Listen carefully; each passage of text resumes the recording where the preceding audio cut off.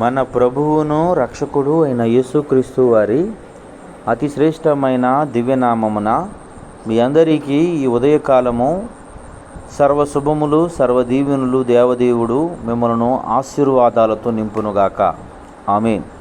దేవుని బిడ్డలారా, ఈరోజు 20వ తారీఖు జూలై నెల 2024వ సంవత్సరము. ఈరోజు దేవుని వాగ్దానము హెబ్రీయులకు రాసిన పత్రిక 13వ అధ్యాయము 5వ వచనము. నిన్ను ఎన్నడును ఎడబాయను.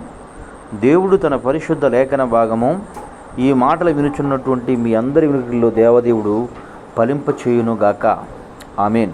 దేవుని బిడ్డలారా, దేవదేవుడు తెలియచేస్తున్నటువంటి మాట ముందు విషయాన్ని మనం జ్ఞాపకం చేసుకున్నట్లయితే హెబ్రీయులకు రాసిన పత్రిక 13వ అధ్యాయం 5వ వచనంలో దేవుడు చెబుతున్నటువంటి మాట, ధనాపేక్ష లేనివారై మీకు కలిగిన వాటితో తృప్తి పొందియుండుడి, నిన్ను ఏమాత్రమును విడువను, నిన్నెన్నడును ఎడబాయను అని ఆయన చెప్పెను. దేవుని బిడ్డ, మన జీవితాల్లో మన బ్రతుకుల్లో ధనాన్ని సాధించాలని ఆపేక్ష లేనప్పటికీ, ధనం పట్ల అత్యాసక్తి లేనప్పటికీ మన జీవితంలో అరాకొర అవసరతలు, అరాకొర అక్కర్లతో, అరాకొర ఉన్నటువంటి ఆశీర్వాదాలతో, జీతాలతో, జీవితాలతో కొనసాగుతూ ఏం జరుగుతుందో అని కృంగిపోతూ భయపడుతున్నటువంటి వ్యక్తులుగా ఉన్నటువంటి మీతో ఈ మాటలు వినుచున్న వారిలో బహుశా అటువంటి వారు ఎవరైనా ఉన్న ఎడల వారితో దేవదేవుడి ఉదయకాలమందు మాట్లాడుతున్నటువంటి మాట, నిన్ను ఎన్నడును ఎడబాయను. దేవుని బిడ్డ, నిన్నెన్నడును ఎడబాయను. ఇదే మాట యెహోషువ గారితో దేవదేవుడు అంటున్నాడు, నిన్ను విడువను, ఎడబాయను, నిబ్బరం కలిగి ధైర్యంగా ఉండుము అంటున్నాడు. సహోదరుడా, సహోదరి, యేసయ్య చెబుతున్నటువంటి మాటను నీవు శ్రద్ధగా ఆలకించమని ఈ ఉదయకాలమందు దేవుని మాటగా, దేవుని సేవకునిగా, దేవుని వార్తను నీ వద్దకు మోసుకుని వచ్చినటువంటి దేవుని దాసుడిని చెప్పుచున్నట్టు ఈ మాటను అంగీకరించము. నీకు కొద్దిపాటిదే నీవు ఉండి ఎలా బ్రతకాలో, ఎలా జీవించాలో అర్థం కానటువంటి స్థితిలో నీవు బ్రతుకుతున్నటువంటి వ్యక్తిగా నీవు బ్రతుకుతున్న ఎడలా సారేపతో ఎదవరాలని జ్ఞాపకం చేసుకునము. ఆయన దాసుడు చెప్పినటువంటి మాటను విన్నది. ఆయన దాసుని మాట అనే కంటే కూడా దైవ జనుడు దేవుని వాక్కును పంపిన ఆ వాక్కును విన్నది.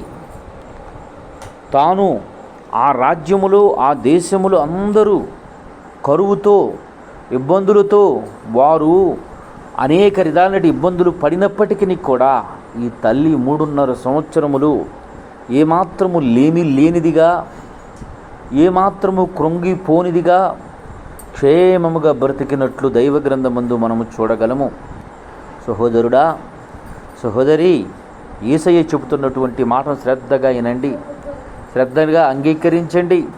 ఆయన చెబుతున్న మాటకు లోబడి బ్రతికే వ్యక్తులుగా మీరు బ్రతికితే మీకు కొద్దిపాటి జీవనంతో ఉన్న బతకవలసినటువంటిది అనేకమైనటువంటి రోజులు ఇంకా మిగిలి ఉన్న ఈ కొద్దిపాటుతో నా జీవనం ఎలా కొనసాగుతుందని కృంగిపోక దేవదేవుని వైపు చూస్తూ ఆయన మాట నేను వింటున్నాను, ఇది ఆయన మాట అని ఆయనకు లోబడి ఆయన చెప్పినటువంటి మాటని వినే వ్యక్తిగా బ్రతకాలి అని దైవ సేవకునిగా నీకు తెలియజేస్తున్నాను. ఆయన చెబుతున్నటువంటి మాటనే జ్ఞాపకం చేసుకో.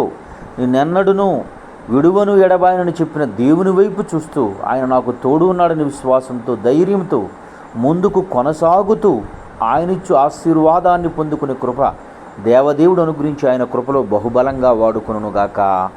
ఆమేన్. తండ్రి, నీకు వందనాలు, స్తోత్రములయ్యా. ఈ ఉదయకాలమందు ప్రభా, నీ బిడలైన వారు అందరూ ఈ మాటలు వినుచున్నారు తండ్రి. కృంగుదలలోనికి, నిరాశలోనికి, నిస్పృహలోనికి అందరూ వెళ్ళిపోయి ఉన్నారు. దేవా, దయతో కరుణించండి అయ్యా. నిరాశలోకి వెళ్ళిపోవట పాపం కాదు తండ్రి. అయ్యా, నిరాశలు కృంగుదలలో ఉండడం పాపం కాదు కానీ తండ్రి, నీ వాక్కును బట్టి ధైర్యం తెచ్చుకోకపోవటం పాపం. ఎందుకంటే ఏలియా మన వంటి స్వభావం కలిగిన మనుషుడే అని చెప్పినటువంటి ఏలియా గారు కూడా ఒకానొక దినమందు కృంగుదలలోకి వెళ్ళిపోయాడు. నువ్వు ధైర్యపరిచావు. ఈ ఉదయకాలం ముందు నీ బిడ్డలైన వారిని అట్టి మాట చేత ధైర్యపరిచావని తండ్రి, ఎవరికి వారే నీ యందు ధైర్యంతో ముందుకు కొనసాగునట్లు నీ ఆత్మ సహాయం చేసి నడిపించి కృప చూపమని, ఈ వాగ్దానం ప్రతి బిడ్డ జీవితంలో నెరవేర్చమని యేసయ్య నామం పేరటి ప్రార్థన చేయుచున్నాను మా పరమ తండ్రి. ఆమెన్. తండ్రి అయిన దేవుని ప్రేమయు, కుమారుడైన యేసుక్రీస్తు వారి కృపయు, పరిశుద్ధాత్మ తండ్రి అన్యోన్య సావాసం ఇప్పుడును ఎల్లప్పుడూ సన్నిధితో సదాకాలం తోడండి అంబడించి నడిపించునుగాక. ఆమెన్. God bless you. దేవదేవుడు మిమ్ము దీవించి ఆశీర్వదించునుగాక. ఆమెన్.